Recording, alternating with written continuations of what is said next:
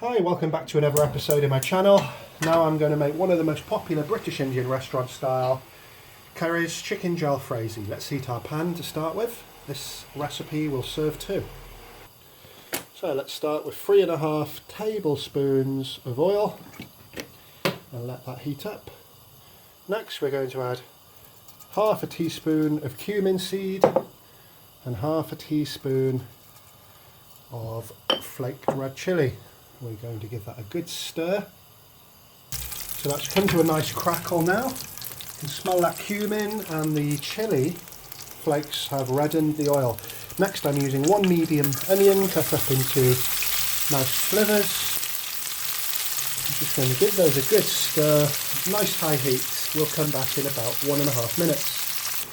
So that was more like 2.5 minutes. Onions just starting to go brown. Ginger and garlic paste to taste. Nice good dollop there. We're just going to give that a good stir as well. 1.5 minutes later, make sure to cook out your ginger and garlic properly so you almost can't see it, but it starts to form a slight paste around the onions. I'm adding half a teaspoon of kasuri methi or fenugreek leaves. I like to add them in early with some dishes to infuse the oil, and along with that I'm adding a tablespoon of tomato puree. Mix well, we'll come back. Next I'm adding just a good splash of base gravy just to cover the bottom of the pan. Scrape off all that caramelisation now back into the sauce. We'll come back in a moment. So that all happens so easily. It could be quite alarming to see, ooh, look at all that build-up of caramelised spices and ingredients, but it comes off easily, don't worry about that, but just don't burn it. The minute it turns black, that's time to get back to the drawing board, start the whole dish again, so you really need to keep an eye on it.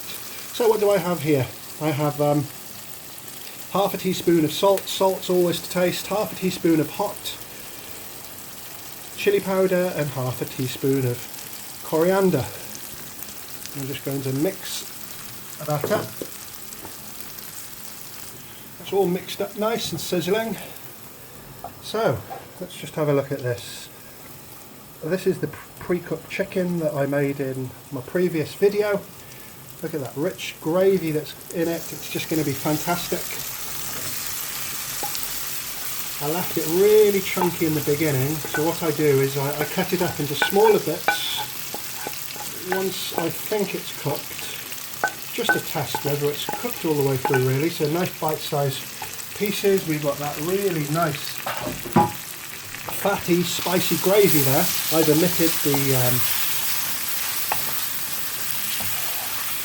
dry chilli and the tejpata or the bay leaves. Just going to bring that to the boil now. We'll come back. It's nice and hot. I'm adding about 200 millilitres of base gravy. And give that a good stir. Scraping all that good stuff from around the edges. And once I do that, I'm just going to let it boil pretty rigorously. It looks pretty dull at the moment, you know, all that brown, but stay tuned. We're going to add the life into this shortly. It's all bubbled up pretty nicely. I'm adding 4 bullet chilies.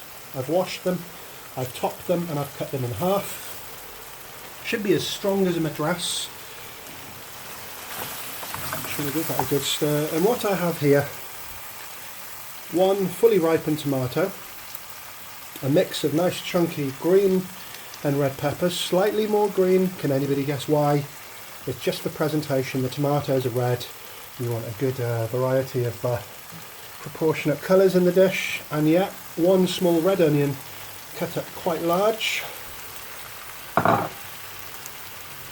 Looking good. Let's just stir that in. So we're going to let that come up to the boil now. What we're going to do, juice of 1/4 of a lime, lemon, whatever you want to use. I like to add it in the final stages of the dish. You can actually taste it. And we're going to add Nice handful of freshly chopped coriander down here, or if you're watching from North America, cilantro.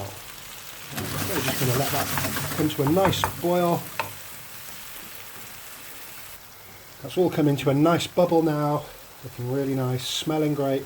Just adding the last 120 milliliters, just a little bit of base gravy, just to even it out and prolong the cooking time so you get the most of your spices.